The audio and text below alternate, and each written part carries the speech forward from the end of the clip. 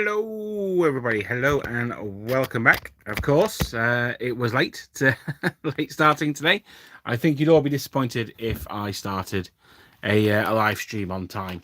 Thank you to General Dan for kicking me in the bum. What it was actually is I forgot to adjust the camera again. So there you go. Let me just turn that setting off. There we go. That should be a bit clearer now.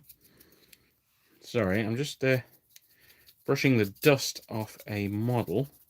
It's a World War II Hellcat. So it's been sat in a dusty shed for too long.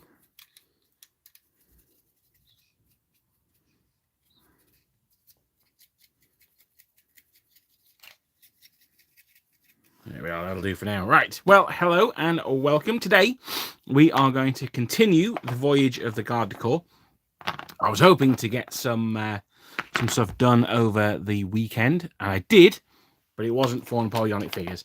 I'm going to Warhammer World next Friday with a group of friends, and we're playing a huge 30k horse heresy game.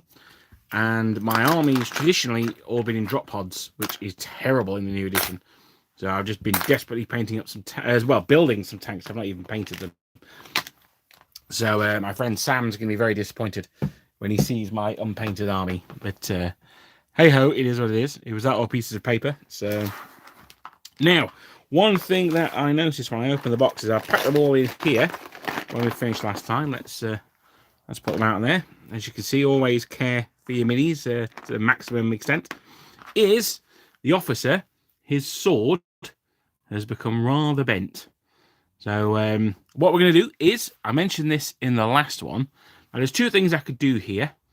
I could either get some hot water on it and bend it back straight, or I could do what I mentioned in the last episode.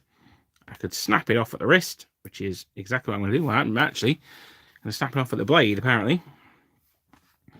But nope, I'm going to snap it off at the wrist, and then I'm going to replace the whole hand with a new sword arm, and that's one of the advantages of having them printed separately. So I printed myself a couple of spares. So all we're going to do is trim one of these off. There we go. The resin here is super cured, which is why it's coming out the way it is. There we are. Happy with that. There's normally a hole that the wrist goes into, but that one's filled here, as you can see. So I'm just going to bung this on there, like so. And he's given the order to charge. Quick and easy, very nice, job done. It might also be worth painting some extras up, just so you can, you get to the club, one of your models, the swords are snapped off or bent or damaged, and just a very quick replace like this, and you're good to go again. So bung that in there. There's a little bit of a join that you can see, but hopefully the paint will take care of that, or it'll just look like it's where his gauntlet meets his wrist. There we go. I'm actually going to twist that round a little. There we are. There we go. So I'll pop him to one side. I'll let that dry. If the absolute worst comes to the worst, you can always just print another one. It's not the end of the world at all. So I'm just trying to struggle to get the live stream up, the live chat log. Here we are. Well, I can't see anything because I've got a McAfee protection thing. Right, so hello everyone. I've seen a few people saying hello in the chat already, so I'm still waiting for the live feed to come up. So apologies if I don't say. Here we are. Right, so hello Andreas, hello Roxy Derivator, hello A Katona 47, hello Dan Gregory, Nick Hinley, and Roxy Derivator again. Breaking the minis mid-play is the worst. Yeah, no, it absolutely is. In fact, well, actually, I'm going to see that one. I'm going to raise you on. Breaking your friend's award-winning mini is the absolute worst. I did that once. I dropped. He had a high elf army. It was absolutely gorgeously painted, and I dropped another model on his commander's sword, and it snapped halfway along the blade. Oh, honestly, he was. I think to be fair, he put a brave face on it, but I was absolutely devastated that I'd trashed this guy's model. Oh, it was horrendous. It was a good job. He's a very good friend of mine. Honestly, I felt awful. That sort of sinking feeling in your stomach as it happens. Ugh. So what we're going to look at today then is I'm going to try and get all the horses done, and I'm going to try and get all the guys mostly done. They're mostly dead, mostly. We'll try and get the trousers done here, the boots, the cuirass, and the coats underneath. I am going to have to shoot off pretty much dead on 1 o'clock, I'm afraid, as we're having a family get together. Fortunately, I'm going to miss part of it being here. So thank you very much for joining me today and giving me the excuse not to not spend all afternoon there. Paul, if you're listening, I really want to be there all afternoon, but unfortunately, I promised I'd do this live stream. So, but if you're not listening, then yeah, thanks for being with me, guys. So we're going to start off with a bit of gore grunter fur. This is just on the saddles. And the idea here is just to give that leather look on the saddles. It's not necessarily the end of the world if it goes a bit blotchy. You can see here that it's gone a bit blotchy on the back of the trumpeter's horse there. It's not necessarily the end of the world because the trumpeter is going to be glued on there, and hopefully anything that looks a little bit dodgy is going to get covered by the rider. Now, I did say I was going to go through the British Heavy Dragoons review today. Unfortunately, I don't actually know what I've done with them. I thought they were in my cellar. Now, General Dan has seen photographs of my my vaunted cellar, and it is it's not tidy down there, shall we say? So, Paul, Paul is listening. Oh, you caught me. So, we've got a park quite close by. There's a new cafe opened in there. So we're heading down with my brother's family, and we're going to have a nice afternoon out there, I think. We have to try and get the little goblin some eggs to find, I think. So what's everyone else working on today? How's your Easter weekend been? Anyone got any projects on the go? To answer your question, Roxy, I am painting Württemberg Garde du Corps. We started them in the last session. Well, we sort of started them. We did some checker patterns. I will not be doing that on camera today. I think one is enough. I don't want to push my luck on that one. But I'm hoping to get everything done bar that, and then I can have a really fun afternoon painting the checker pattern on a dozen horses.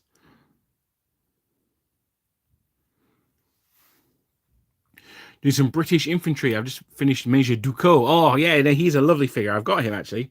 I haven't painted him yet, though. Oh, that's cool. Yeah, I really like the Brigade Games sharps. Their Sharp and Harper, I don't think, are particularly good. But I've got Obadiah Hakesville. He's fantastic.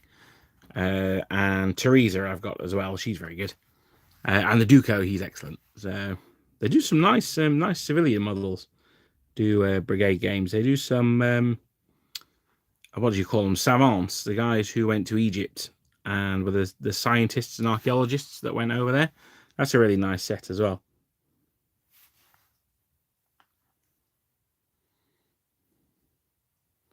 Moving this week, I have so much unpainted shame.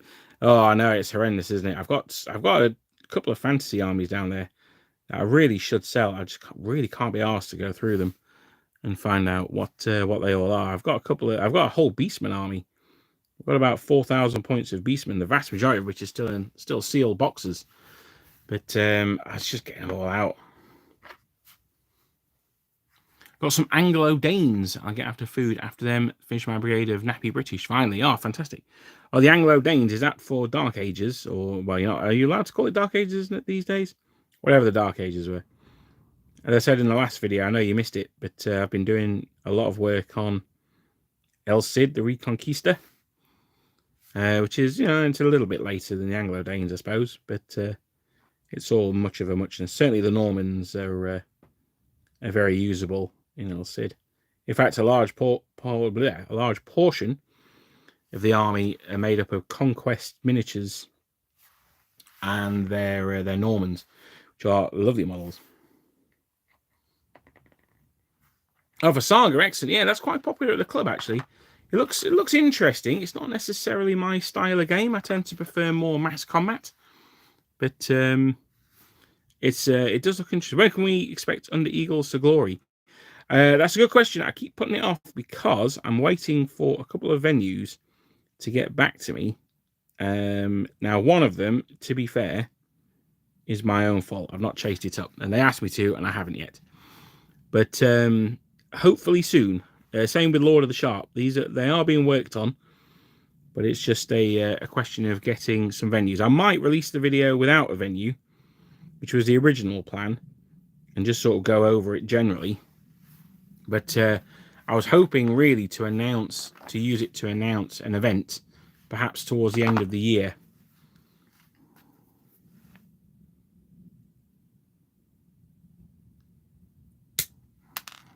Yeah, it's a bit of a I've obviously put a sword where that guy's leg was on the printer plate, so that was a bit of a mistake. My current Normans are also a conquest, but I might replace them with Victrix. Yeah, they're a lot bigger, the Victrix ones. They are nice though. I bought their so there's a shop local to me, Wargames Emporium, and they split the boxes. And the weekend that the Victrix Normans came out, I just happened to be in there. I felt a bit guilty. I was like, oh, can I get the 2 command groups out of that bag? And the girl who works there, I was like, yeah, no, that's fine. So I've got the command groups for the Victrix Normans, infantry. But most of my cavalry are plastic. I've got the footsore characters for the Normans, because basically the Normans and the Spanish are basically the same. So I've got the footsore characters, and they're all based for Hail Caesar. I'm currently working on some Caballero miniatures, or Reconquest miniatures they're called now. Currently looking at some of their cavalry as well, which are very nice. I've just started a load of their infantry as well. Some Knights of Santiago. Make sure the venue is accessible. Yeah, no, well, I mean, that's the plan. Now, I'm looking at 2 places. The first one is a gaming shop here in Sheffield. It's called Patriot Games. That's a very nice, good location. That is accessible. That's all on the ground floor. The other one is Boards and Swords in Derby, which is a little more cluttered. It's possibly a little less accessible, but I do know one of the owners is a wheelchair user, and he manages to obviously set the shop up so it's suitable for him. But I don't know how sort of universally applicable that is. So have a quick wash out.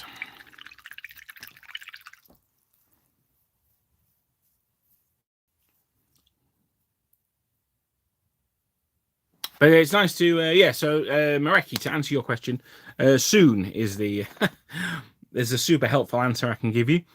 I don't want to put an exact date on it because I want to give these places a chance to get back to me. But yeah, certainly Patriot Games in Sheffield is a local place. Got a fantastic cafe in there. There's a lot of homemade food, which is always great.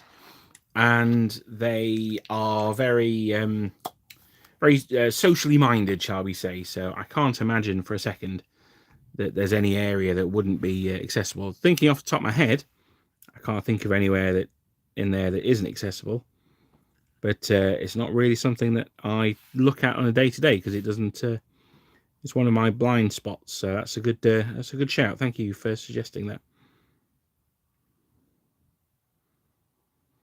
But we'll be looking sort of towards the end of this year, maybe the start of next year for that one. It just depends on like lead-in time and things like that. I know they're okay with it in principle. Their big thing is it can't be the same weekend as a Pokemon release because I'll need all the tables for that. So I'm sure we can accommodate that.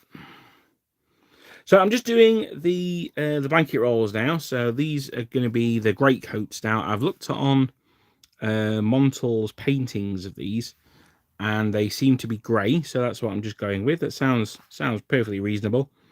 These greatcoats were often grey, so we'll go with these. Now these being the garde du corps, certainly the officers. I'm not sure about the men, but I'd imagine there'd be some sort of seal skin. But I'm not sure about the men. Probably just wool. Now you can see here that some of the paints come off his rump. So I'm going to go over that. Now I'm just going to use normal, regular black paint for this. I'm not going to use the contrast because that would be a little bit of a thin... that would be a little bit thin and the white would still show through. So I'll quickly grab these while I see it. Tail as well. There we go.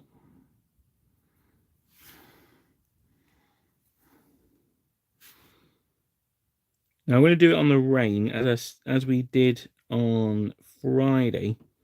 I'm actually going to end up painting, in fact I'll do it now, the whole horse furniture with a flat black as well.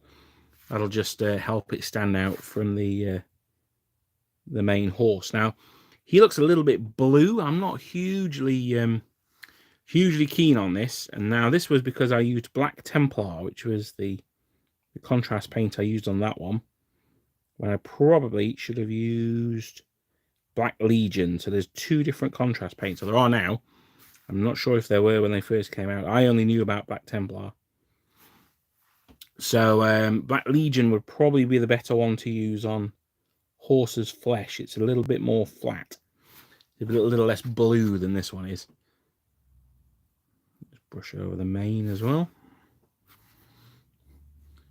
Are you going to do collecting for the Egyptian or Indian campaigns? I'd like to. The problem is they're all metal. Now, I know I've just done start collecting Württemberg in all metal, but there are options there for plastic. At the end of the video, I did a how you can do these guys in plastic. With the Indian and Egyptian campaigns, it's a lot more difficult. Although Egyptian campaigns possibly more doable with Victrix early French. But it's certainly something that I might look at. I might do another, like a theme month. So we had the Russian Guard was the first theme month we did. The War of 1812 was another one. So they're most likely to be involved in one of those, I think. Possibly India. There's a whole Facebook group dedicated to war games in India. I think it's like 1780 to 1890 or something. So I might take some inspiration from there. Well, no, it'd be great to see you, Russian Quill. The idea of the Under Eagles to Glory event is for it just to really just to be a get together and throw some dice and have some games. Really, the pack has prizes, but none of the prizes are for winning the most number of games. The prizes are, off the top of my head, I think it's most heroic unit. So that's, the units that do something incredible. When that Russian Napoleonic beat the Grenadier Cheval in combat after being charged in the flank or something like that. The best vignette. So we'll be there's rules in there for the vignettes. And the other one is, I think it's best painted army. I think it is. So while the idea is that there are some awards, they're not for they are not for just like crushing your opponents and hearing the lamentations of their vimins. They're actually for engaging in the hobby, capital T, capital H. Cool. I'm thinking of doing a Psy in April. Oh, that'd be good. Have I got the? Is it in front of me? I was looking at my shelf of Osprey books. No, I've not got a Psy up there. I'm not sure where it is in. I've got Kadesh. I thought I had that one. Yeah. No, I've not got a Psy on that shelf. But no, it's an interesting battle. It's a good campaign as well. So if my brother's still here, he was here in the chat a bit ago. I've told this story before. The gentleman's club he used to work at, he's a top chef, and the Gentlemen's Club I used to work at in London had the Tipu Sultan's, his throne, not his throne that he didn't sit on. He built himself a throne that he would only ascend when the British were thrown out of, well, Hyderabad, I guess, or Mysore, I suppose. But his everyday wicker sit-down chair, that was in the foyer of the Gentlemen's Club, bizarrely. Now, with these, I said last time I was going to try and avoid the straps. Because I'm painting over the end ones anyway, I've not bothered avoiding those. If I've got to do the end ones, I'm going to have to do... I may as well just do the ones in the middle as well. It's not a huge amount more painting. So, just to save time, I'm just going to go over them here. If I was painting off camera, I might try and avoid them. But let's try and get as much done as we can today. So that's why I'm doing them. I'd love to do the entirety of the Battle of Baltimore. I'm born and raised in Baltimore. Oh, no, that would be cool. That's American War of Independence, is it? Or was that War of 1812? You'll have to educate me on that one, I'm afraid.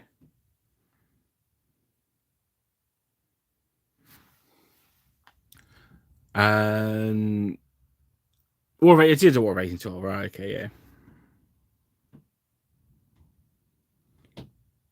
Yeah, that's an interesting, very interesting campaign as well. One that we certainly don't know much about here in the UK.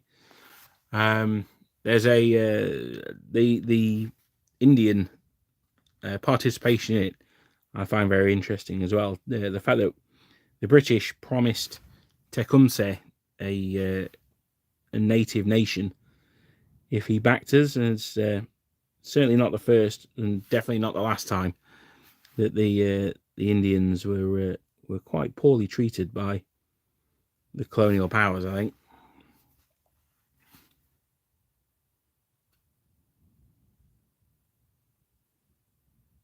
And having seen it is anyone who did the Easter Advent Calendar challenge, or at least saw the Advent Calendar pictures, the fact his battle flag was a red ensign, I find quite interesting as well. I'd like to know more about that. Tipu's sword is in the Wallace collection. Oh, right, okay.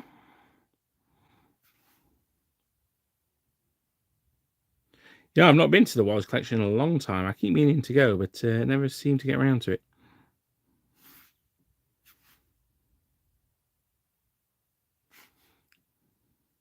All right, where are we? Here we are. Very good. So I just noticed that he's got a horrible gouge out of his flank there. I noticed that there were a couple of white spots on the horse's flank. So I just went in with the black and touched them up. See, I missed the tip of his tail. That's okay, because I'm going to do the whole tail with Abaddon black. I'll just do that as a flat black, and that will help differentiate that from the flesh of the horse. There we are.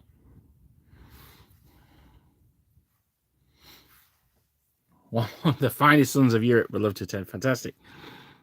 Well, as I say, I need to do a few more tweaks to the pack.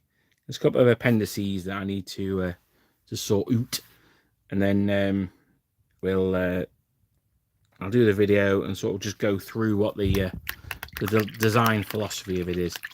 Now, I'm washing my brush out because I'm going to go back to the grey, but before I do, I've noticed there's this horse here, this horse here, and this one here. Now, 2, 4, 6, 8, 10, 12, 14, 15. So I've got 15 horses. So I've got a couple spare. It's not necessarily the end of the world, but their saddle cloths haven't been done. So I'm going to get those done now. I'm not entirely sure why I've got 15 horses.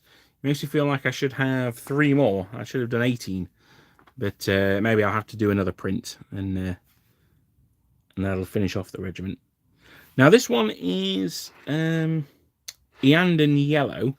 It's a little bit more orange than the other one. The other one, I think it's called Dawn Yellow. That's very, very vibrant, that one. A little too vibrant for me. It looks very good for fantasy. General Dan and I have been playing a lot of epic scale 30k as well. So it's very, very good for that because it's so bright. But I think for historicals, it's maybe a little bit much. That said, this can be very orangey as well. So I might need to go back in and just add some highlights with a flat yellow, because they're the Garde du Corps. If this was just a unit of Chevalier or Hussars or something like that, I probably wouldn't bother. But with them being the Garde du Corps, I think they deserve a little bit of extra attention. I'll pop him there for now.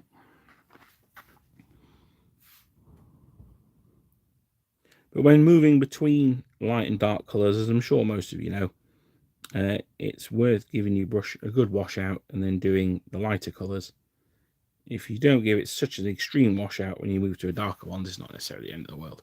So that's why I thought, as I was washing my brush out there, I would do the yellow.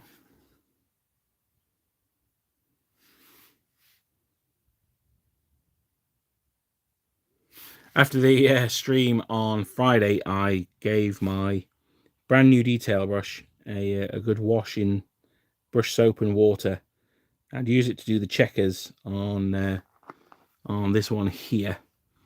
It's not perfect, but they're good enough for me, and I wanted to make sure that it was back in tip-top condition for when I do the rest of the checkers there.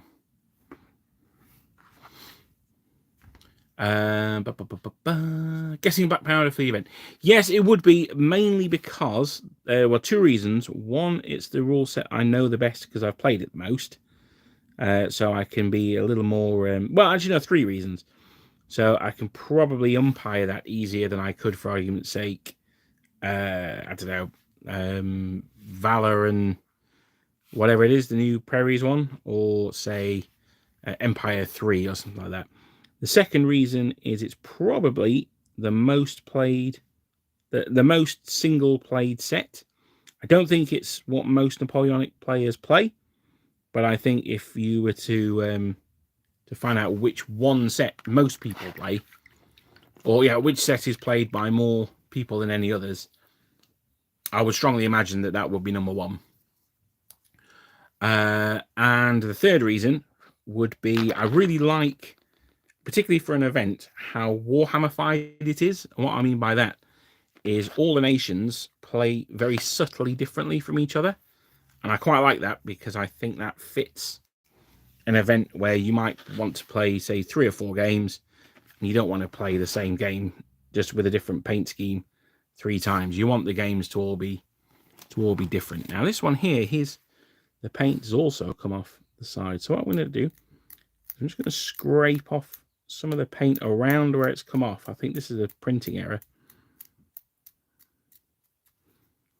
And just blend this white paint in, and that means that when I do the contrast over the top, hopefully it won't show so badly. Using a little bit of white, I don't want too much. There we go. There we are. Parfait. You saw the swords last Tuesday, huh? Okay, you're in the Wallace collection last Tuesday. Very good. It did some Canada as well. Yes, no, it did. It was fought. Was it Lake Erie? I think there were a lot of battles on Lake Erie, I seem to remember. Guessing about part of the North Coast. Yeah, no, it was. 8012 was such a pain to find 28 minis for. Yes, no, it is. I did a thing last year where we looked for the Americans in particular. There are a few options out there. You can use 1815 British with covered Shakos, because their Shako plates were very, very different from the British, the American ones. So you give them covered Shakos, and most 1815 manufacturers have covered Shakos anyway. In fact, my Waterloo starter set, I've painted the British and their up as Americans. The Dragoons, you can use Perry Dragoons with the Continental helmet, so they're like tin hats on. And for the militia, I've used Wargames Atlantic Frontiersmen, which are not perfect. They're a bit out of period.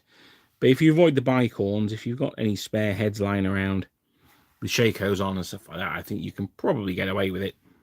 There's a lot of heads with tam o' shanters and things like that you get in, like the hat that Harris wore in Sharp.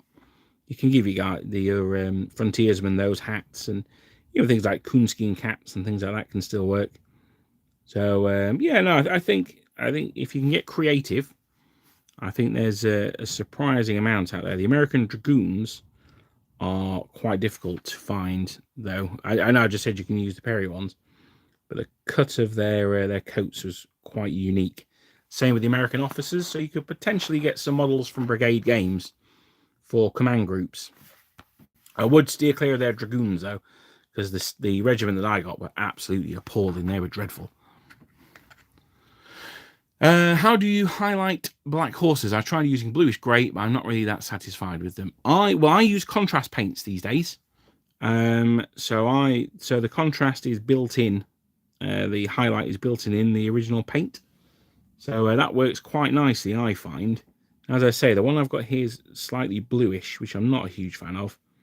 But Black Legion would be the one that I would use, and that's quite a matte black. You can add in very small amounts of grey. I've seen that done. But for me, painting is certainly not my focus or my strong point. So just using a black contrast paint is good enough for me. Knuckle Duster Miniatures. Yes, no, I'd forgotten about them. Yes, they do a good range. That is correct. Yes. Thank you for that. There's a little bit of chipped paint here. This is one of the key things with contrast paint, particularly if you're using the lighter colours, is if any of the undercoat comes off or has not been applied properly, such as here and here, then the grey will show through the yellow, which is not great. So I'll just tap those on there for now. Get his blaze going on. There we go. You can have a bit of a bigger one. Now, as I said the other day, the horses, particularly for the Garde du Corps, probably wouldn't have socks or blazers, but it does help to break up the units a little bit. It makes them all look a little bit different, and that's why I go for them.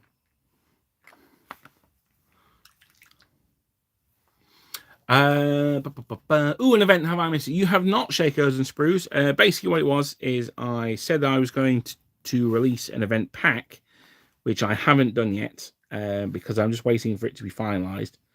We're looking towards the end of the year, maybe February time next year. I'm not 100% sure yet. It depends on things like holidays and how much lead-in time I've got. Well, that's the question I'll ask you guys. If there were to be a Napoleonic event, how much lead-in time would you want to get ready for it? Would you paint a new army for it, or would you just pull out the armies that you've got?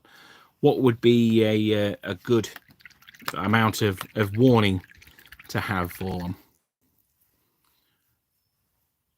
What's my favourite regiment, Michael? Oh, that is a great question. It's also a horrible question because it changes depending on who I'm reading about at the time. I did do my top 5 favourite regiments, I think, some time ago, so I could probably do with revisiting that video. But there's too many to choose from. There's the Old Guard, obviously. You gotta love the Old Guard Grenadiers. The Grenadier of Cheval are fantastic as well. I like French Dragoons as well. I think French Dragoons are cool. Polish Lancers. You've got the Grenadier Guards, the Highlanders, the KGL. I'm a big fan of the KGL, particularly the cavalry. The Irish Regiment. I've just finished doing a 3-part series on the Irish Regiment, so there's a lot of love for them from me at the moment. The Swiss. I'm a big fan of the Swiss as well. The Russian Guard. I quite like those. Who else? Let's see. Let me see who else is there. The Janissaries. I mean, if you want to include the Ottomans in it as well, I really like the Janissaries. I absolutely love the Janissaries. What I'm talking about. Yeah, unfortunately, there's just too many to Scots Greys. Who doesn't love the Scots Greys? There's just too many to choose from for me. But today, right now, at the moment, I am researching the Russian Jaegers for a video I'm doing. So it's another Napoleonic figures video, and it came out of. I wonder why that place is named after that guy, because I've never really heard of him doing much. So I'm currently about 4,500 words in. He's a Russian, and we've just got to 1812. So he certainly did quite a lot. He had a very long, distinguished career. Now, with these coats, what I'm doing, I just want to point out as well, this yellow is absolutely gorgeous. Really, really nice. So I'm just layering these coats on. These make me think very 7 Years' War. There were quite a few regiments with yellow uniforms in the 7 Years' War, and these are absolutely gorgeous. Having tried out army paint speed paints, I can certainly see the appeal of such paints, especially for horses. There's a new... yeah, no, that's pretty extreme. I've a Numidian warband of 49 horses. That is a lot of horses. I've got a 15 mil Parthian army, which I just can't bring myself to paint at the moment. That is, it's way too many horses. That is for Art de la Guerre. I don't know if does anyone play Art de la Guerre. There is a Napoleonic version of it called, I think it's Et Sans Resultant. But it's an interesting Napoleonic, ancient and medieval game. I haven't played the Napoleonic version of it. It does command and control very well. I think that's its main strength as a system, which works particularly well for ancient and medieval battles, I think, where they didn't have the staff teams and all that kind of stuff going on. Lead time 5 or 6 weeks. Okay, that's fair enough. Then. That's not too long. I'd certainly want to give people way more notice than that. Brand new army from scratch, 1 or 2 years, right? Okay. I probably wouldn't be able to give you that much notice, I'm afraid. I'd have forgotten about it by then if I did that far ahead. I cut my painting teeth on 25mm minifigs, not the earlier ones. I still prefer them over modern 28mm. Am I weird or just setting my ways? No, I don't think so. I think it's what you enjoy painting, isn't it? For my 50mm, I start off with Essex. Now, I know they're not the world's best models, but if you said, Tim, you can have an army of Essex minis or an army of AB minis, who absolutely are the best minis in the world. Well, actually, no, I'm not kidding. I'd take the AB minis. But I do very much like the Essex minis. They've got a real character to them. I think a lot of other figures don't. I mean, I'm a fan of Mike's models. Now, some of you will know Mike's models. Most of you probably won't. But they do look like the sculpting on them is absolutely shocking.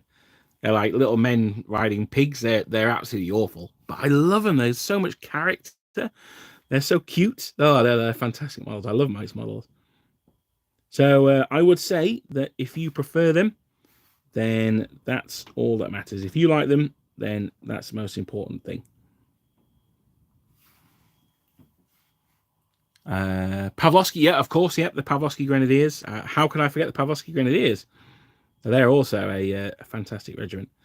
In fact, I've just bought the front rank command group where all the officers are wearing mitres as well, which is historically inaccurate. The officers would be wearing bicorns, but there's one who's like cheering, waving his bicorn to wave his men forward, and he's such a lovely model.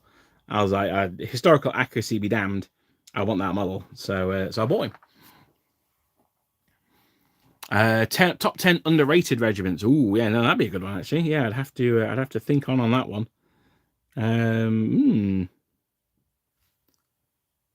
Yes, top 10 overrated regiments I think would be an easier one, but top 10 underrated regiments. Yes, no, that would be a good one. Top 10 overrated regiments. I reckon number 1 would probably be off the top of my head, the French Carabiniers, because they were always getting their asses handed to them by like Cossacks and things like that. They were very disappointing. The French Carabiniers. Cool uniforms though. I haven't fielded the German division yet, so no lead time. February is enough. Ah, fantastic. Okay.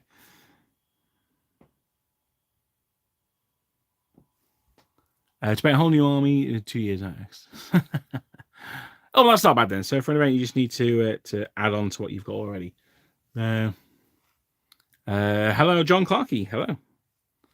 Jacos and Spruce. I've got half the Prussian army to paint up by partisan. Today is horse artillery. Oh, okay. I tend to find as well that having a hard deadline of an event is the best way to make sure you get something done. I've had, as I mentioned earlier on, I've had these Warhammer 30,000 tanks since they came out. So I've had them for probably a year now, and I've done absolutely nothing with them. And this weekend, I've managed to build 3.5 of them. So, yeah, so that's good. It's because I've got this deadline, this game coming up next weekend, it really lights a fire and gets me going.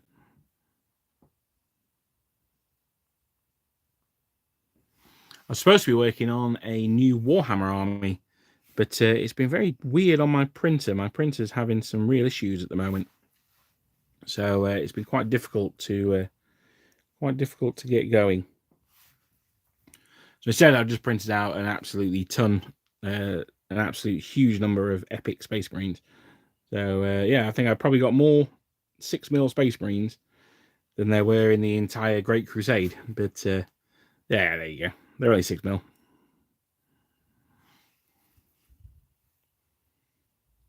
Hot take: top one overrated, the Old Guard Grenadiers. Ooh. Yeah. No. Well, again, I mean, I mentioned it in my video on the Old Guard. If you were inducted into the Old Guard in 1805, 1804 maybe, then yeah, how much actual fighting did you see? By 1805, 1809, probably not that much. I think as the war went on, you saw more, and they certainly did very well at Austerlitz. But yeah, no, I think there's an argument to be made there. I'm going to salute. I am not. When is it this year? I tend not to. I've been a couple of times and not really enjoyed it that much, if I'm honest. But yeah, when's it on? Nick Hindley, a few weeks ago, we had a weekend of epic water. Oh, fantastic. Which is a great way to get to know the rules. A heroic mention to Gavin Pierce was our walking reference guide for a day and a half. Oh, fantastic. Oh, no, that sounds really good. I'm actually quite taken with epic as a scale. The Warlord epic stuff. Yeah. If I didn't have so many 28 mils, then I would absolutely be all over that like a dog on hot chips, as my my Essex friend would say. Yeah, no, the epic stuff I am a very big fan of, actually. I think it's accessible. I was going to say it's cheap. Now, this is the thing that puts me off it slightly, is it's not actually very cheap. The cavalry in particular and the metals are horrendously expensive. They really are. I do not get how they. I just, yeah, no, they are grotesquely expensive. What I've ended up doing is buying a load of files and printing them, which obviously is much cheaper. But that said, I have bought the British Highlander and Rifleman box because I thought, well, the files I bought, so I bought a Russian army, and the files I bought are for Russian line infantry, line grenadiers, and their command. I've also bought the artillery as well. And the thing is with them is, line. How many are you gonna need? You got line grenadiers, you've got Jaegers you can make from that as well. So you're gonna need thousands of them. With the Highlanders, you only really need 2 battalions, maybe. Maybe you want the Black Watch and the Argylls. You could possibly stretch to 3 or 4, but yeah, the idea there was that I thought, well, I'm not going to need that many of them, so I'll buy the actual minis. I'll do a review of them at some point as well. The free regiment I got with my copy of Wargames Illustrated, which is the premier wargaming magazine in the UK, as it calls itself. I did as the 24th of foot. So, because I wanted to see how nice the yellow facings looked against the red on that smaller scale, and they really worked, actually. I thought they looked very good. Probably should have done blue because that's more common. But no, they've come out really nicely, actually.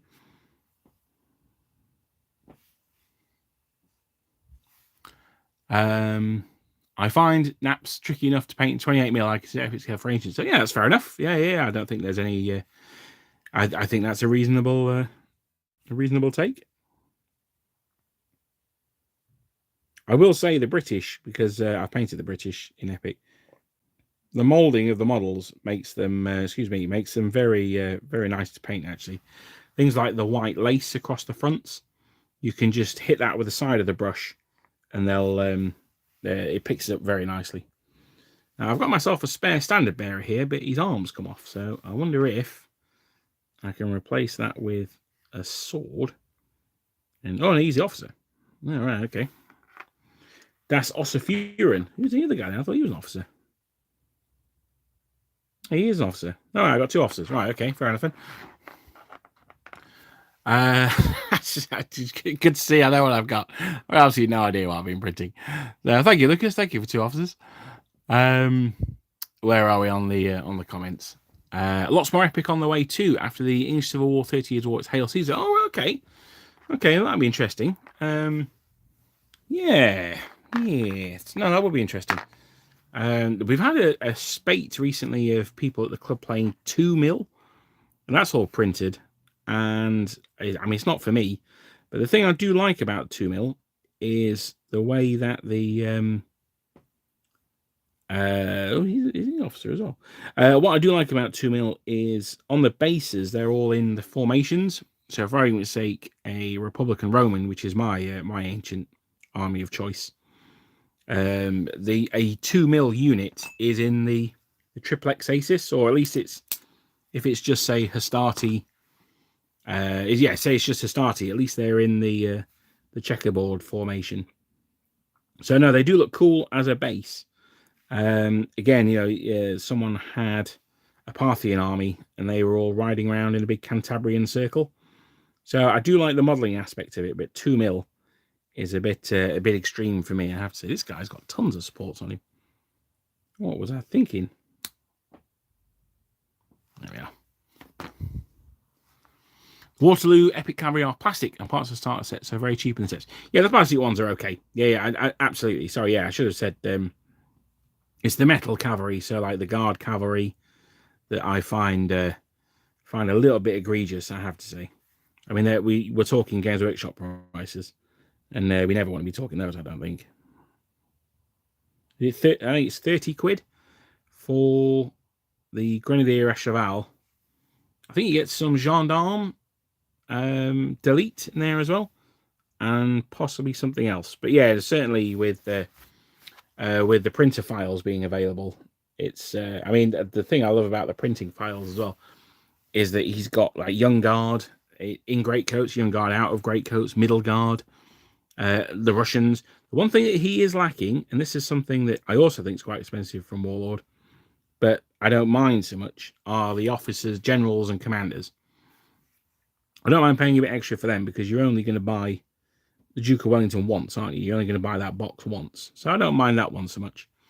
But yes, I'm hoping that he will do command soon, officers, and perhaps aide-de-camps and things like that would be quite nice.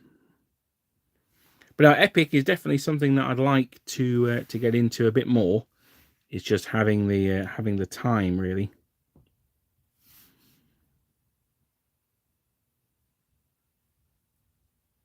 This the Saturday just gone and the Saturday before, the first 2 Saturdays I've had free in about 7 months, 7 or 8 months. So yeah, it's been nice, but time is unfortunately a big problem at the moment. 2 mil is accessories. Yeah, they are. But I'll be honest. He's painted like so. He had Romans, and they had like little emblems on the shields. Now he didn't do each individual lightning bolt or anything, but you could tell that they were Romans, and you could tell they had little designs on their shields. No, it was very, very impressive.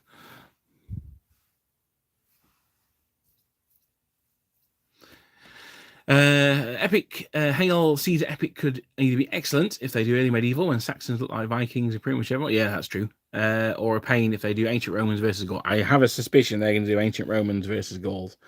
But no, Dark Age would be cool as well. Yeah.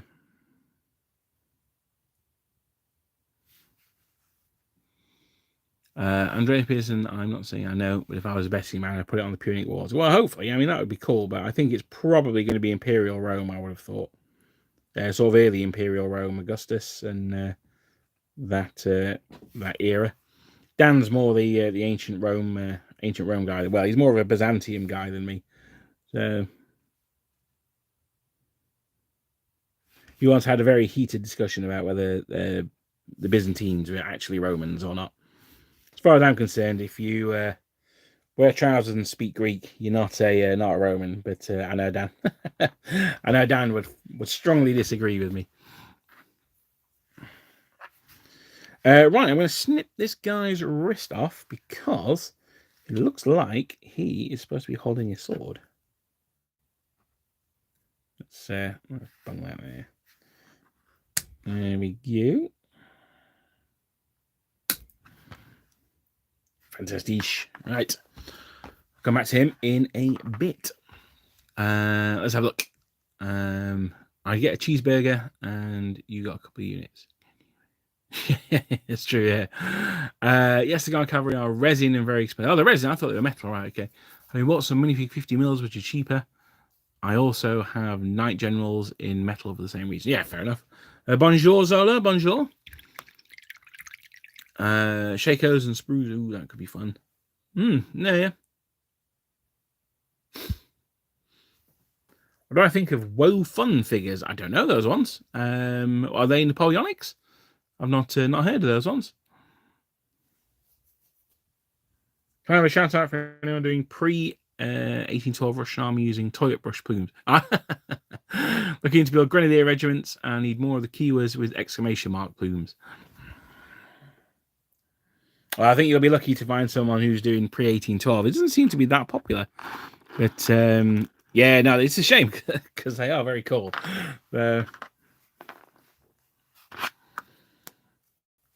Also, because I'm incredibly childish, it makes me laugh that they call it a bush as well. Big fairy bush. But that's just because I'm puerile. Oh dear, this guy, he's going to be good at fighting around corners. Now his, I might straighten out rather than replace. So I'll paint him last. But yes, his sword may get straightened out rather than replaced because he's a trooper. If his sword ends up being a little bit wonky, it's not the end of the world. But that's a little extreme.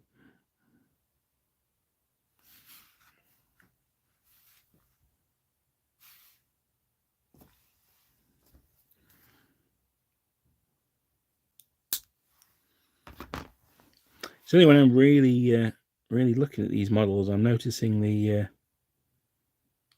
areas that the supports have stayed on. But I mean, it's not the end of the world. You can just a quick snip, and they're gone. I'm trying to avoid the belts and the turnbacks here, but I am hitting them with the yellow, particularly this bit between the shoulders. So I'm going to have to go back and paint them anyway. So again, it's not the end of the world if I paint over one. I'll try and be as neat as I can, just to minimise the amount of extra work I have to do. But yeah, as I say, if you go over the odd one, it's not the end of the world. Now, one thing I was surprised by these models actually is how well they hand fit into the arm. I was a bit concerned that it would be a naff join, but it really isn't. They plug in, and it's they really are very, very strong once they've been glued in. So that's nice. Pop him on there. I'm not pushing them down onto the. Let me just. That's what the regiment looks like. I'm just popping them on the horses to dry. I don't really want to rest them on the sword if I can avoid it, just because it could lead to them bending. But yeah, so I'm just popping them on the horses as they dry, and then that is making sure that they're not putting stress on the sword or anything like that. Oh, a couple of supports on the back of the officer there.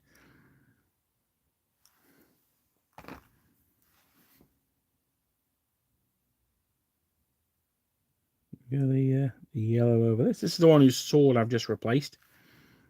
He's pointing rather nonchalantly forward, whereas the other guy is perhaps being a bit more aggressive.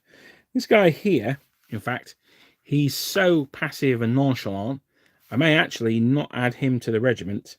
He may end up being a brigade commander, because the rest of the regiment's all galloping forward, charging, swords outstretched, and he's looking off to the side as a bit askance. So this guy may end up being a command figure rather than in the regiment. We'll see. This is one of the bonuses of having the spares, I suppose, is that I've got the officer with his sword in the air. He can go in the regiment, and then this guy can trot alongside as the brigade commander, because we're going to have the mounted grenadiers as well. So we're going to need. So we're going to have a brigade of heavy cavalry. We're going to need a brigade commander. This guy looks like he might be auditioning for the role. Pop him over here. Now the trumpeter is this chappie, this cheeky chappie here. I think he wore pretty much the same uniform as everyone else. I'll just have a quick Google.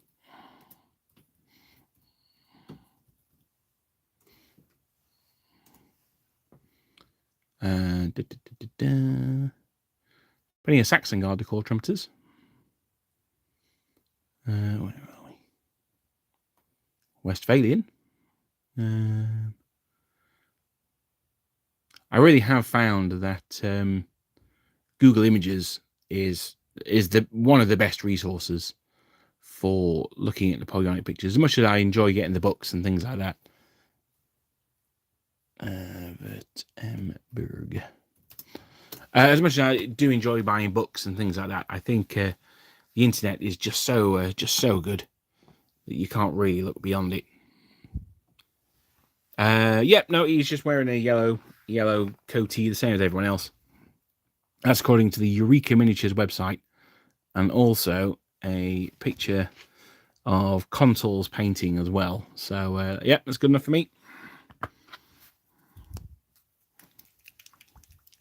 Wolfram figures by Peter Dennis. Okay, I don't know. Let me have a quick Google of that. Oh, wow, fun.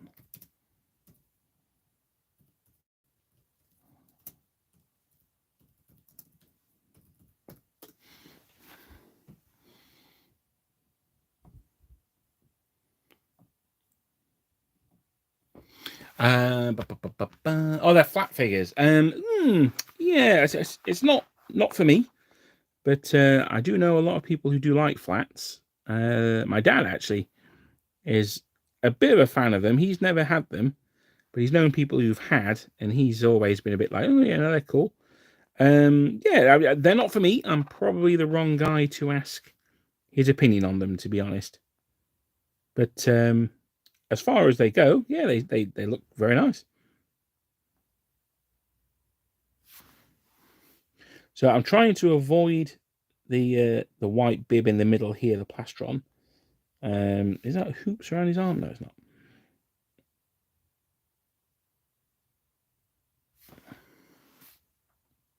He's also got nests on his shoulders, which I'm trying to avoid. So I've not done a particularly successful job of on his left-hand shoulder, the right, as we look at it. But, oh shit, I've got onto the plastron there as well. Yeah. Fortunately, on his back, there's no such details. I can go a bit ham there. I'll speed things up a little bit. They seem handy. Oh, the flat figures. Yeah, okay. Yeah, that's a fair shout. Need to convince Lucas to do some Prussians at some point. I'll leave that to you guys. I'd rather he did Russians, but yeah, no, Prussians very popular. See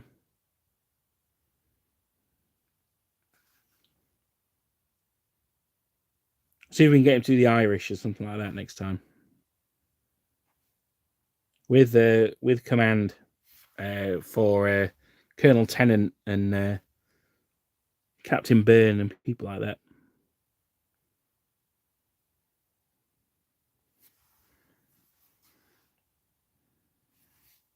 Now this yellow on his jacket in particular looks absolutely lovely. I'm really, really pleased with that. That looks pretty good, even if I do say so myself. I'll pop him on there on his white horse. So how many have I got there? Let's have a shufty over here. How many we got? We've got 2, 4, 6, 8, 10, 12, 14.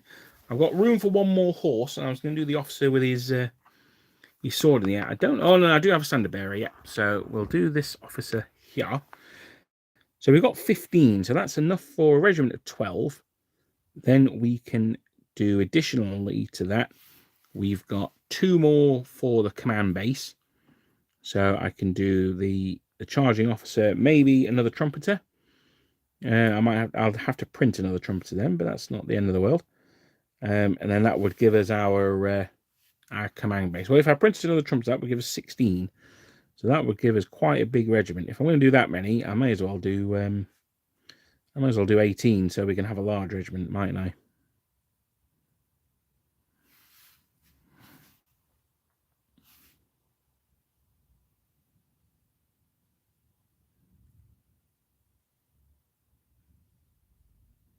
All right, there we go.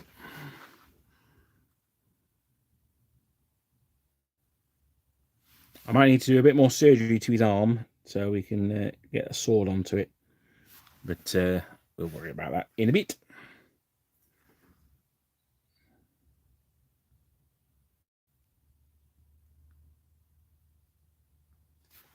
So that is all that. That is looking fine. Happy with that. That's the regiment at the moment. I think they're looking pretty swish. I think they're very much getting there. Now, the one thing that we're going to look at now is doing the black on them. So we're going to do all the helmets, the plumes, and we're going to do their cartridge boxes as well. So I've got my 2 contrast paints here. So we're going to use Black Templar, this one. We're going to use that for black leather. And then the Black Legion, we're going to use for black not leather. So something like the plumes, for instance, we'll do those with the Black Legion. But we're going to start off doing the anything that's leather, anything that's black and hard, effectively, giggity. So things like boots, cartridge boxes, helmets, something like that.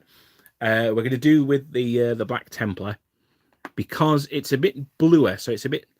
It sounds a little bit silly. It's a bit of a cold black. What colour am I using for the jackets? That is a good question. That one is Iandan Yellow. I'm using for that one. That's from the Citadel Contrast range. As I say, it's a little orangey, but I think we can get around it by re-highlighting it if we need to.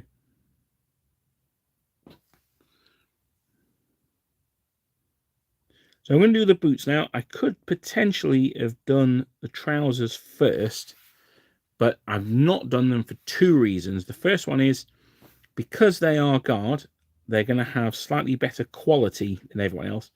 So I just want to do a very, very light grey wash on the trousers. I want them to look white rather than for them to look, cloth or grey. So I'm going to do a very light wash on them, and I need to make that wash myself. And the second reason, which leads on from that, is I didn't bring any grey up with me. So there you go. I did bring the black, I didn't bring the grey. So we're going to crack on with what we've got. And I'll go back and do the trousers later. Because the wash is going to be so thin, it shouldn't actually affect the black anyway. Even if it goes onto the boots, you shouldn't actually be able to see it. Make sure we do under his feet. Now what I've done there actually is I've assiduously avoided the stirrup. I'm actually going to paint over the stirrup, and I'm going to do this on purpose. I'm going to try and avoid the strap that keeps the stirrup on. I'm sure that has a technical name. We shall call it the stirrup strap. Sorry, I'm not on camera there, am I? Sorry. There we are. Sorry, guys.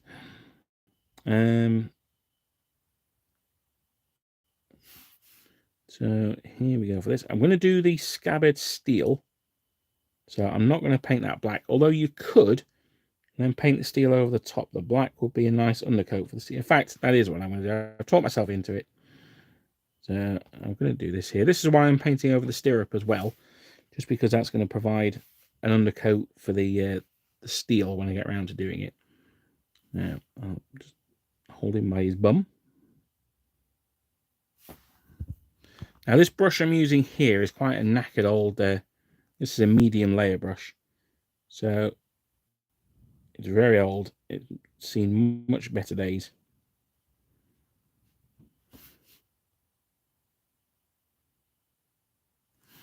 But I'll grab it on there like so.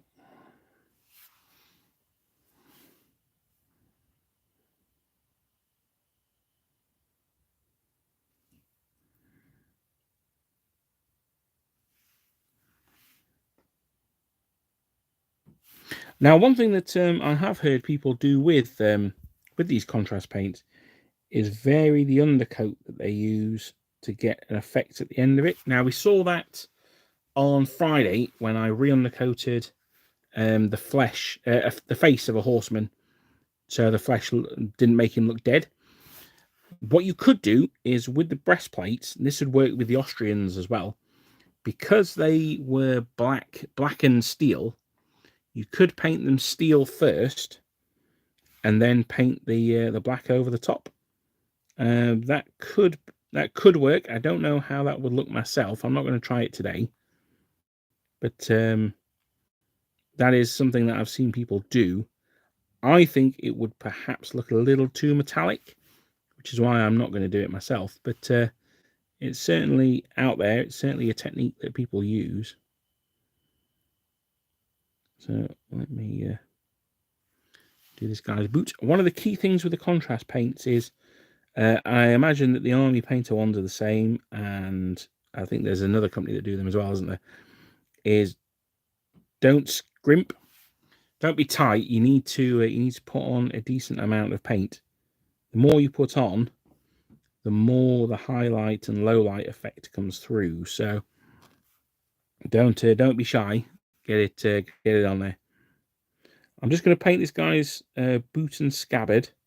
I'm not painting the helmets yet because I'm going to hold them by the feet when I do that. So I should probably be painting the helmets first, should I? But never mind. I might even paint the helmets once I glue them to the horses. I probably won't, but that's another thing. If you don't want to keep touching the model where you've painted, you paint the horse. You paint the lower part of the body, and glue them onto the horse, and you can still get to the head and the chest without too much difficulty. I guess it depends on the positioning of the riders and the horses' heads, I suppose. So we're just going up here. This guy's scabbard's quite high, which is quite nice. And they were you would wear them on your hip, so like he's big iron. There we go. So I'll pop him on there, and let's have a read of the comments. Where are we? Let me scroll up a little. Oh no, it's raining. Oh, that's not good. Vernay, you should go and look at Maurice Vernay's Battlescape at the National Gallery. Okay. There's some nice Napoleonic in the Wise collection too. Oh, okay. What colour am I using for the jacket? So I've been through that. That was Yand in yellow. There goes one citation. Yeah, absolutely. Oh dear. Dear, it is raining. Oh no. It's like the Easter egg hunts off. That's a shame. Oh, I was looking forward to seeing a little goblin as well. Oh, I'm sure we'll think of something else to do. Did the Saxon regiments ever fight the British? Not that I'm aware of, actually. As is always the case when I make a definitive statement like this, I'm sure someone will tell me different, but I don't think so. Although in Spain, Napoleon did send pretty much everyone at one point or another, so it is possible.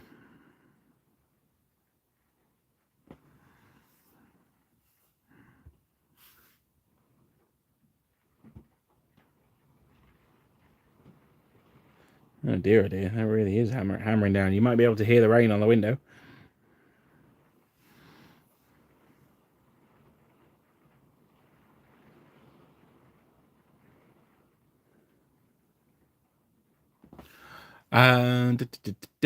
What do you do for when you have very little uniform info for a unit? Trying to do the Maharata infantry, but they have about 3 lines of info on them. Suggestions. Seventh Son does his black steel that way and looks good. All right, okay, yeah, fair enough. Yeah, no, he's a very good painter. So yes, if it's good enough for him, then it comes highly recommended. Yes. If there's not so much information on a unit, I would tend to look at what we've got available and look at the clothing. So are they a sepoy regiment? If so, we've got some information on sepoys.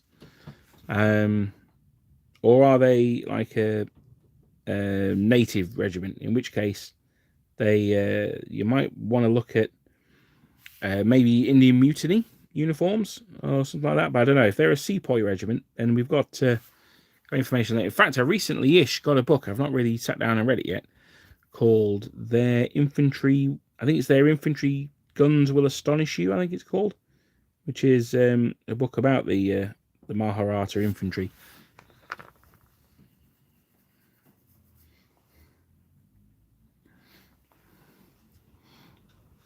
British rocket battery at Leipzig. Yeah, that's everyone's favourite one. Oh, yeah, the British are at Leipzig. Yeah, no, I love that one. When they fire their rockets, they were probably more dangerous to someone in Spain than on the Leipzig battlefield as it was anyway.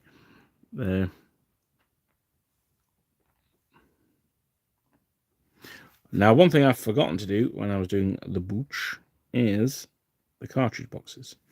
So let's get those done.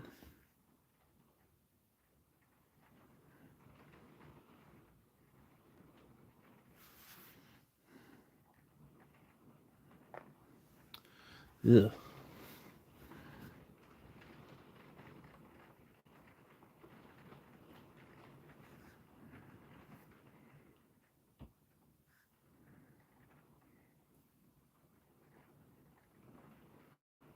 Well, it is bank holiday in the UK. I should have known it was going to. Rain. We had a nice day on Saturday. I think that's on Friday as well. I think that was probably our allocation.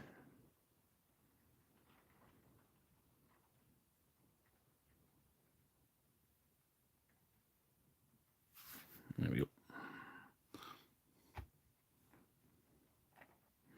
Yeah, it is. Well, I do these sessions in the attic because the light up here is absolutely fantastic. Although sometimes a bit too good. We found that on Friday. The light coming through the window meant that you couldn't see anything. But we've also got the walls up here are white as well, so that helps to reflect the light and make it a nice painting area. But yeah, no, it's all blowing against the window. It's pretty rank out there. Paul, if you're still watching, drop me a message and let me know what you fancy doing instead of the egg hunt. I'll get my Facebook messages up so you can contact me if you want to. I don't know.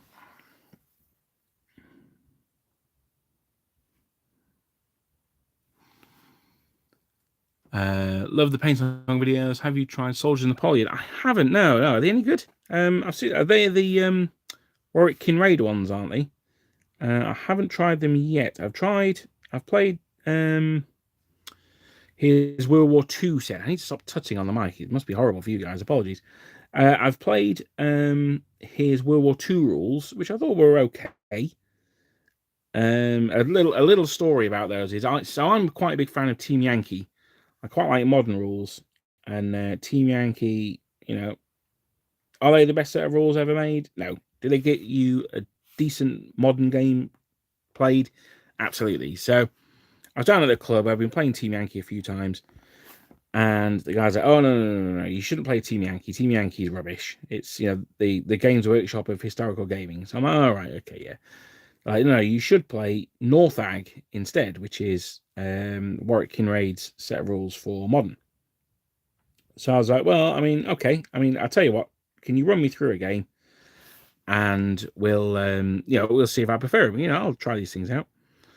So we're playing the game, and he's like, right, how does spotting and firing work in Team Yankee? So I'm like, right, well, in Team Yankee, you look at the skill of the enemy, and that's what you need to hit on. So if you're firing at a Russian, you need a 3, 4, 5, or 6 to hit him. So he's like, okay, well, it works slightly different in Northag. I'm like, okay. He says, yeah, you need to spot first. So you need to roll a 2+ to spot. I'm like, okay. And he's like, then you need to roll a 2+ to hit once you've spotted. So a 3+ then. So but he was like, no, it's not, no, it's a much better mechanic. I'm just like, oh, okay, right. Yes, that's fine. So hopefully it's better than Northag. So the title of the book was I think it's called "And Their Infantry Shall Astonish You" or something like that. Let me have a look. Or and their guns will astonish you. It might be.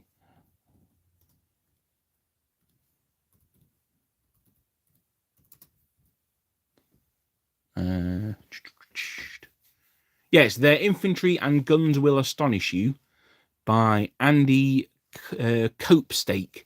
So that's Copestake, and it's by Hellion and Company. It's one of their books, which is very good. They do very good book. They do a 2-part series on Egypt, which I've got now. That is very good.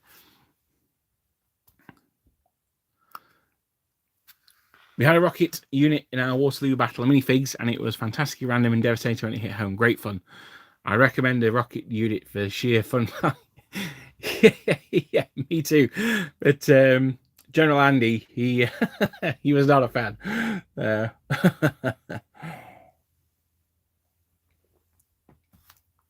What a mouthful! Yeah, no, it is an extreme title of a book, but it's memorable.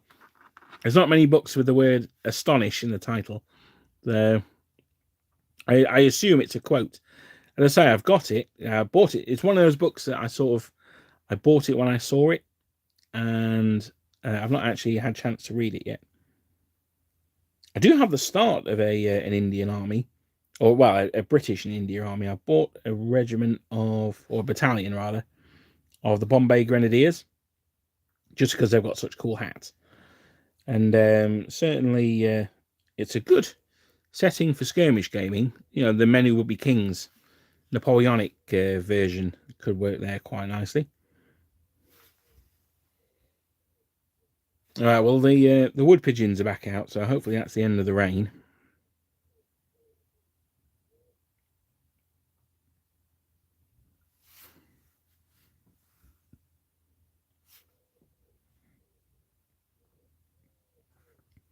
I gotta be out angle grinding his gate to repaint again tomorrow, and this rain keeps up. We'll have to organise a game. I really like the feel. Not massively different to Black Powder, but nice alternative activation. You know what? I've been thinking about that a lot recently, actually. That's a great point. I have the sort of I move and shoot my whole army, you move and shoot your whole army. I'm a little bit over that now, I have to say. Now, I know that's how Black Powder works. But yeah, the bolt action system of random activations, I really, really like. The only criticism I have of that is that everyone's guaranteed to get a go, and that takes some of the random chance out of it. I would like to see in bolt action. I don't know if anyone here plays bolt action, but I would like to see 2 dice added to the bag that are end of turn dice. And when the second one gets pulled out, so the first one is, you know, like your amber warning basically, and then when the second one gets pulled out, that's the end of the turn. And if all your units haven't activated yet, well, that's, you know, tough boobies. They don't get to activate. I think that might be pretty cool. The first one could even be like a random effect. So you pull the first one out, and then you roll on a table, and you might get, you know, a random artillery strike hits the battlefield or something like that. I can appreciate why people wouldn't like that. So maybe not. But yeah, no, I would like to see that. Bolt action needs a tipping card like Sharp. Yeah, absolutely. Yeah. I think when I play bolt action next with my brother, I've just got a Soviet army for that. I'm hoping to talk him into letting me do that, just to add a bit more tension to the game, really.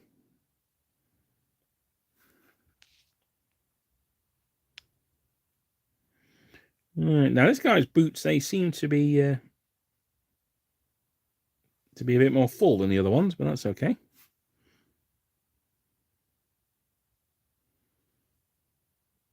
We get that black paint going on.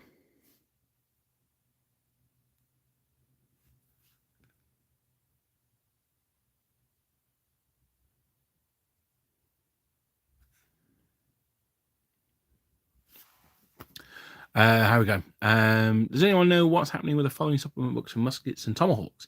I don't. I'm afraid I don't. I don't know much about muskets and tomahawks. Actually, I keep seeing it. It does look good, but and their guns still need. Well, exactly, yeah. So it's like, well, a 2+ and a 2+ is the same as a 3+, but to them, it's oh no, this is much more realistic. I'm like, well, okay, fair enough. If that's what you want to think.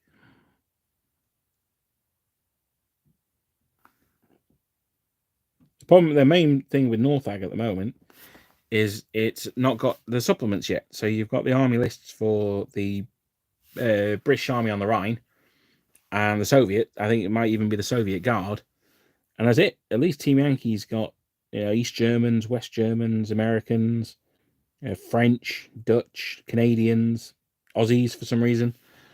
It's got Russian paratrooper lists, American militia, so all sorts of crazy stuff.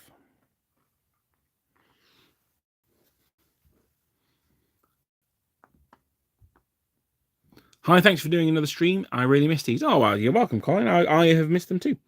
That's why I love Lardy Rules. Yep, no, that's fair enough. I've played with Alex from Storm of Steel, who's got a YouTube channel. His mainly focused on 20th century. But if you're interested in 20th century, go and check him out. He's the award-winning Storm of Steel podcast. He's a lovely guy. He's not even recently now, probably about 18 months. He's been coming to the same club as me. We did have a big game of Chain of Command, which I did record, but there was a problem uploading it, which was a real shame because it was a great game. And I did enjoy Chain of Command, actually. It's a game I'd like to play more of. Sons of Napoleon has a card deck. You play a card on a brigade, and you choose from dishing out actions to battalions, rallying on special. Yeah, that sounds good. If you get the same brigade order twice, they get disorder added, etc. That sounds really good. Yeah. Like Test of Honor or Mortal God's turn activation. Yeah, similarly to that, although in Bolt Action it's slightly different because you draw out a dice and you can activate any unit that hasn't activated yet. In Mortal Gods, I'm not sure about Test of Honor. I think it's the same, but in Mortal Gods, certainly you have like officer and men activations, which is, it's not the end of the world. I mean, I've been playing a lot of Lord of the Rings recently, and that's I go, you go light. So that's I move all my guys, then you move all your guys, then I shoot all my guys, and you shoot all your guys. That seems to work quite well also. But alternate brigades is definitely something that I'd be interested in looking at for Black Powder. Even if it's, I activate this brigadier, then you activate your brigadier. So I don't know. It might change the flow of the game a bit too much. I did a video quite a while ago about introducing artillery fire at the start of the turn as well. Wasn't that popular a video actually, but I thought it was quite a good one. But obviously no one else did. But the idea behind that one was to give artillery a bit more of an impact on the game, and to enable the chance that horse artillery in particular can disorder an enemy battalion before the cavalry try and charge it, which is obviously kind of the point of horse artillery, to be honest.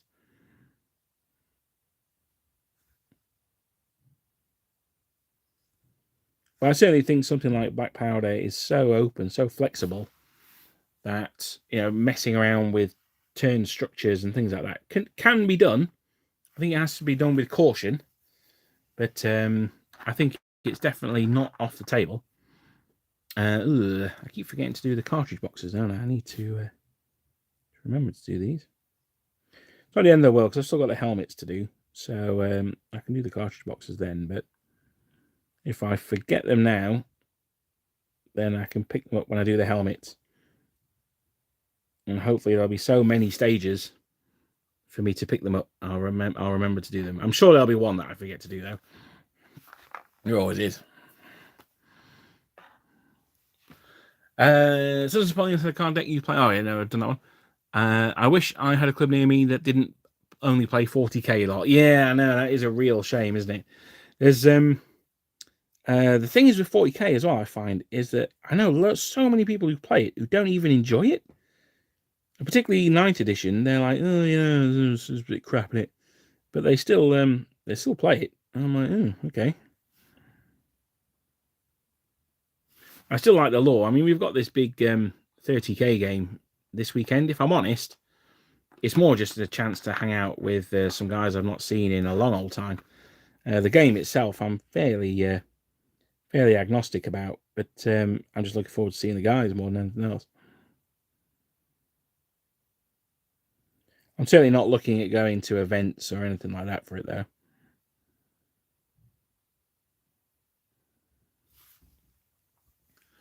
I'll bring it down to the club when I'm down. You can have a look at it. Oh, okay, yeah, cool. Yeah, cheers, man. That'd be good.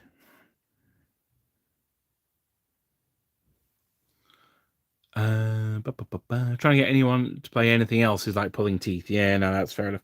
Is there a local historical club? Where is it you live, Roxy? Whereabouts are you? Just give me a rough area if you want, and we can have a quick look at the Google machine and see if there's anything on there. But yes, no, you're right. They're people. A lot of people are very set in their ways. I liked in X-Wing there where those who move first shoot last. Yeah, that's cool. That could work with. Oh yeah, which reminds me actually.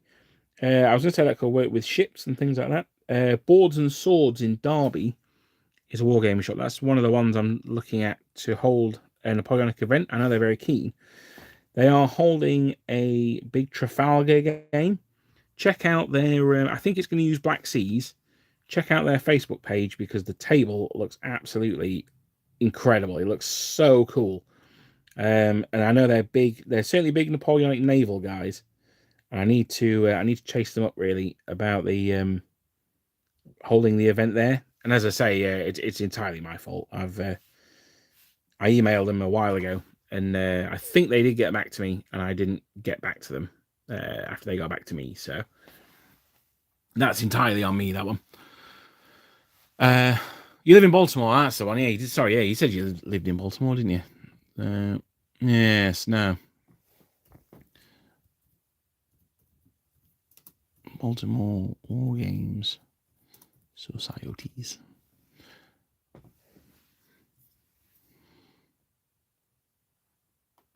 It does mention there's one called the there's a lot of LARPing. Not sure about that one.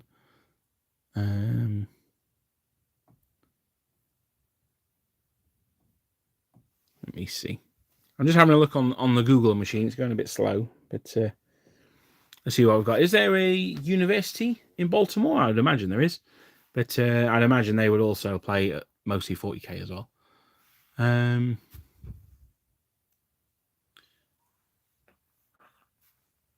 So there's one, the Baltimore Wargaming Society, which is on.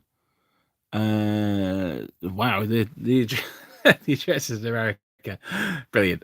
7835 Baltimore Annapolis Boulevard. There you go. The next game was 2 days ago, and that's on Glen Burnie, Maryland. Games and Stuff is the thing. Now, I don't know if they do historicals or if they just do 40k. But yes, no, that is a problem. There is a lot of 40k out there. That is true.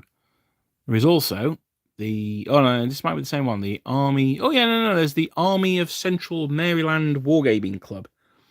Now, looking at their Facebook page, the top picture is from December, so it is a while ago, to be fair. But they were playing Antietam at that one. So looking at the pictures, it seems that there's some other zombie side. Is one of them. This looks tropical, so World War II, or well, it looks like Vietnam actually that they're playing there. So I don't know, maybe check those ones out. Yeah, it's easy to miss these things, and you think like oh yeah, the staff will let me know if there's any clubs or whatever, but sometimes they've got so much going on they forget as well. So.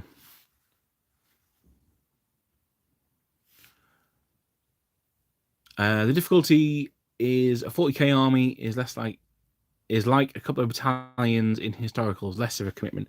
That's true. I mean, that is true. To an extent. I mean, well, no, it is. Yeah, I mean, that is definitely true. I mean, my last Imperial Guard army I took to an event had, I think, 130 infantrymen in it. So, you know, I mean, that's a decent Napoleonic army, particularly if you're using battalions of 24. But that is, I mean, that was quite a big swing list, a skew list, that one. So, yeah, that's fair enough. Yeah. I think realistically, you're probably looking about 50 models, aren't you, for a 40. I think as well, you know, it's got big tanks, big explosions, big superhumans in armor. I think, you know, people like that. So that's fair enough.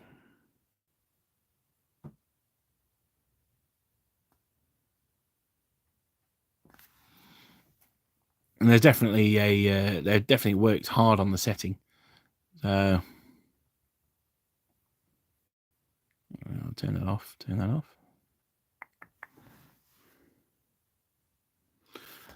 So what time? I'm looking at 20 to 1. Now I am going to have to disappear soonish, a little bit sooner than I thought actually, because I'm going to have to find out what's going on this afternoon. So apologies for this, but what I'm going to try and get done by the end of this session, so we've got 20 more minutes, is let's get all these cartridge pouches done. Let us get the helmets done as well. Now I'm not going to do the cuirassas today. I'm going to go in with a much smaller brush and do those because I want to try and avoid the straps as much as possible. So we'll just do the large areas today. Let me get old Rupert. Let me get his cartridge box done.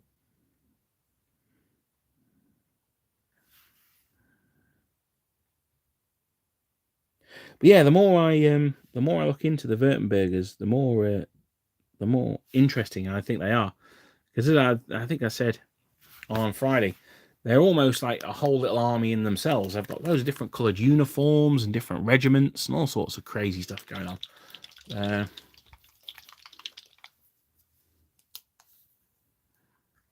Bash is a great venue. Been to loads, and CrackCon gets held there. Ian loves historical stuff. Yeah, I mean, well, that's the other alternative as well. Is one of the reason I started this YouTube channel was I like a specific type of content, and there wasn't really anyone that made it for historical gaming. So I thought, well, I'll start a YouTube channel myself that does the kind of content that I like. And I think there's that as well. If there's no historical gaming clubs, then maybe chat to the guy, see if he'll put a night aside for historical gaming, and see if we can drum up support. There's probably a lot of people out there that think, oh, no one around here plays it, because there's no real way of getting in touch with people. But yeah, if you've got a local hobby store, then that can often be a good nexus for getting to these places. It's like the other place I'm looking at holding the event. It's a place called Patriot Games. There's a Lord of the Rings group started playing there, and I didn't really play that much Lord of the Rings beforehand. I've been to events and things like that. I play with Dan occasionally, but now this club's there, I can play almost every week. So, and it's certainly not the most popular of Games Workshop's games. In fact, I watched a video yesterday on the price of getting started in all of Games Workshop's individual games, and he'd completely forgotten about Lord of the Rings. And he's a guy who just does Games Workshop content. So I think that tells you something about Lord of the Rings, really. Pop him on there. Oh, no, forgot his cartridge pouch. Oh, don't forget the Saxons. No, actually, I've been looking at the Saxons. Yeah, I did. I've started looking at them a little hesitantly. Again, I think the Saxons potentially easier to collect than the Württembergers, because their uniforms you can use French uniforms for. I think I need to look a bit more into. It. I think. What is my Lord of the Rings army of choice? Well, I've just bought an Easterling army, so they're the next one. But my one true love is the army of Harad and Far Harad, mainly because they get to have camels. But I'm a huge fan of Harad, actually. I really like the Mumak. I like the play style. I've had played in a couple of events with them recently. They've done pretty well for me. So yeah, Harad are my boys. I also quite fancy doing the Black Guard of Barad-dûr as well. I don't know. When I was younger, I was like, why would anyone ever want to play the evil armies? They've got rubbish characters. They're just like faceless extras that get slaughtered. But these days, I'm all about the evil armies in Lord of the Rings. I've got no real interest in the good guys. Maybe the Gladharim elves. They're the only good guys that really do anything for me. Oh, and the dwarves as well. The dwarves of Khazad-dûm. I'm quite interested in them as well, like Durin and all those guys.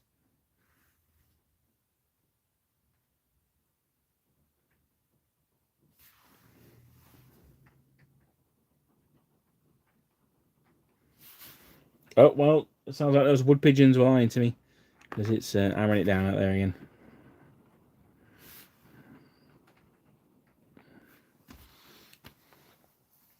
I'm a dwarf kind of gal. Yeah, that's fair enough. The dwarves they just do not die. I went to an event at Warhammer World, and the dwarves were the only game I lost, and they absolutely annihilated me because you just bounce straight off them. They're lovely models as well. I really really like the Lord of the Rings dwarfs range, mostly because they were sculpted by the Perrys. So they've got that real Anglo-Saxon look going on. I mean, the Perrys obviously are fantastic sculptors, and they did a great job on that range, I think. My dog is named after Dane. Very good. Well, I'm sure he's as noble as the Dwarf King.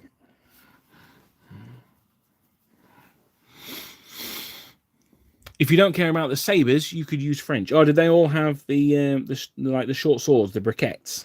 Yeah. Now you can buy them separately, actually. You can buy them from Mez's Minis. Now they may have been Avonpost, which if they are, then they're a little more difficult to get hold of these days. Speaking of which, I don't know if there's only 20mm gamers out there or 20mm collectors. But yesterday I read the very very sad news that one of the sculptors for Strelitz, their Napoleonic range, was unfortunately killed in action. So yeah, no, that's a real that was a bit of a downer for yesterday. But yes.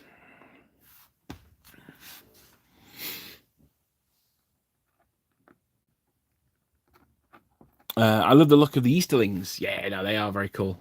The the noblest boys. He's a Rottweiler. All right, okay. Oh, very well. I mean, that's not dissimilar to Durin, I suppose. Well, Dane, yeah. I think Carl still has them on Mez's Minis. All right, well, there you go. Yeah, so you can jump in and get them as soon as possible. I did buy all his middle guard Shakos because I'm going to do the young guard. I don't know, whichever one it was. I'm going to do them all in great coats anyway, which will make their uniforms much easier to do.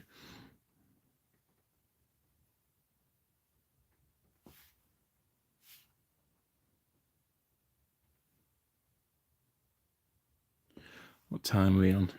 12:45. Right, yeah. I don't think I'm going to get a chance to do all the helmets in time. But we'll give it a go, I think.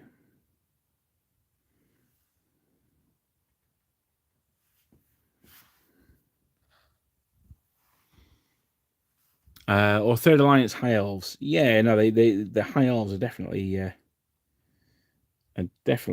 very cool. I do like Elrond.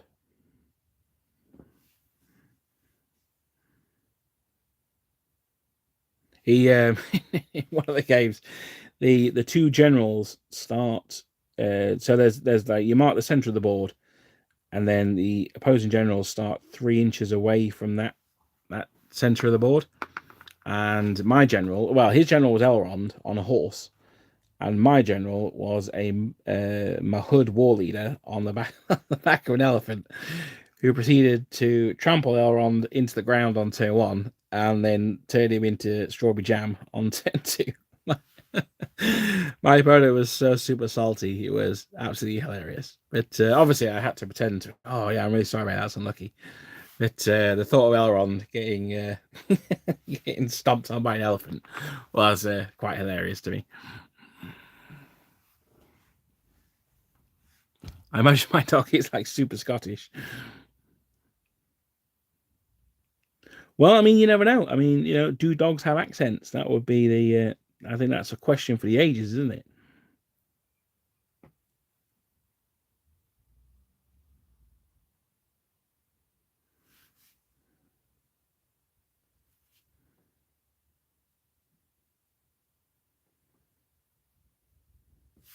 Right. So I'm just doing this officer's boots.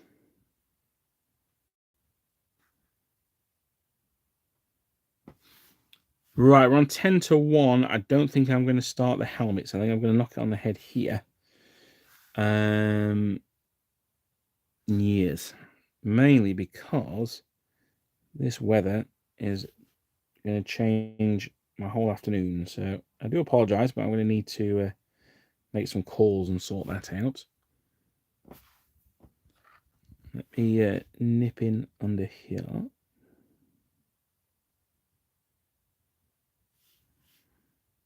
But we'll have a final team shot before I go. See what we've achieved today, because it's always good to after you've had a painting session, look back on what you've painted in that session, and then because otherwise you never really get that sense of achievement. You never feel like you've achieved anything. So give my brush a good old wash out. Yeah, no, I'm a big fan of the Rohirrim as well. I think I'm here for the rest of my life now. Oh, Paul, you're running late as well. Okay, fair enough. I mean, well, it's not surprising in this weather, but oh no, I'm bummed out. I hope we can still make it, because I was looking forward to seeing the little tinker. Well, I have to say, these are looking really, really nice. Really, really pleased with these so far. I'm going to just pop them all in position, and then I'm going to do a group shot. One of the things that I'm actually liking about these models is the size of the base that the horses are on. Makes them feel a little bit like army men, which is cool. I mean, they're standing up with absolutely no problems whatsoever. Luke has done a really good job of basing them that way. But let's have a look. So he's going to be the standard bearer. I didn't print out a flag. I'm going to need to sort one out for those.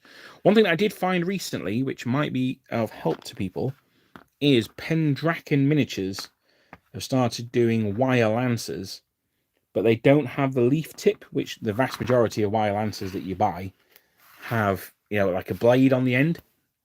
And Napoleonic lancers did have a point, but they were very, very subtle.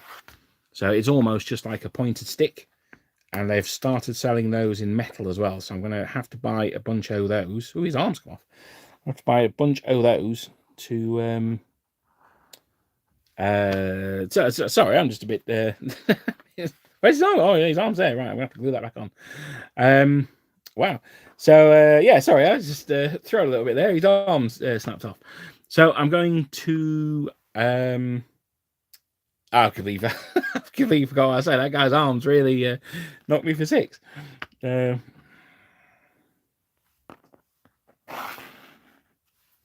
I had 2 of them, no, that's all right. No, that's a sword arm. That's fine.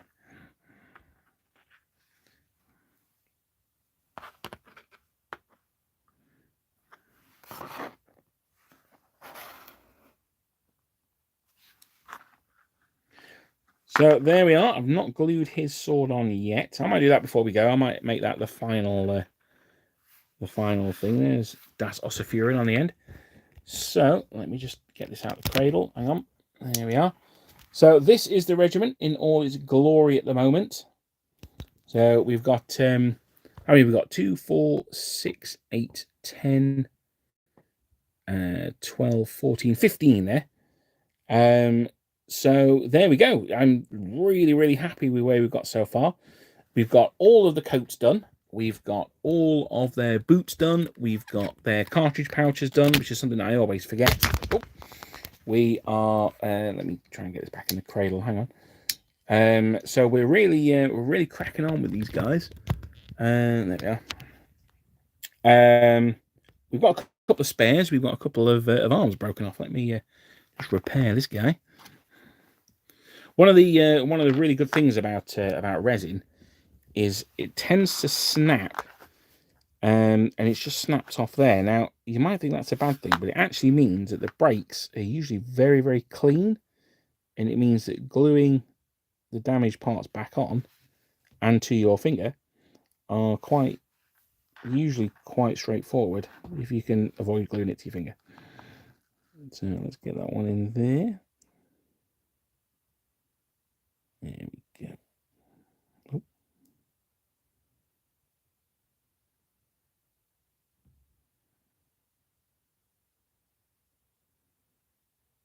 Oh. Having just waxed lyrical about the easy resin is to glue, I am being made to eat my words here. Yeah, it's a bit of an angle, that one.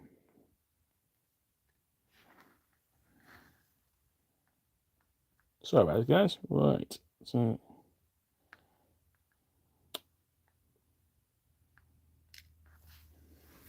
right, I was going to do this off camera. Sorry.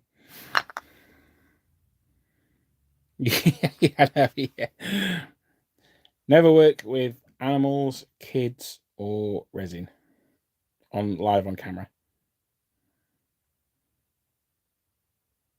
There we go. Much better when I can actually see what I'm doing. So that's his arm back on. Now his arm's actually quite far away from his body, which is probably what caused that snap there. Now that's not necessarily a bad thing. It makes it nicely dynamic. But let's snip and snip. Now where's my guy with his arm in the air like you just don't care? Oh, this guy was a second standard bearer. That's right. So I printed him twice to print as an officer. So the standard bearer is the same as the officer. So I cut his open hand off. Where's my kniffy? So I could convert him into another officer. So it may end up that this guy becomes the brigade commander, because I don't want the same model stood next to each other, even if he is converted.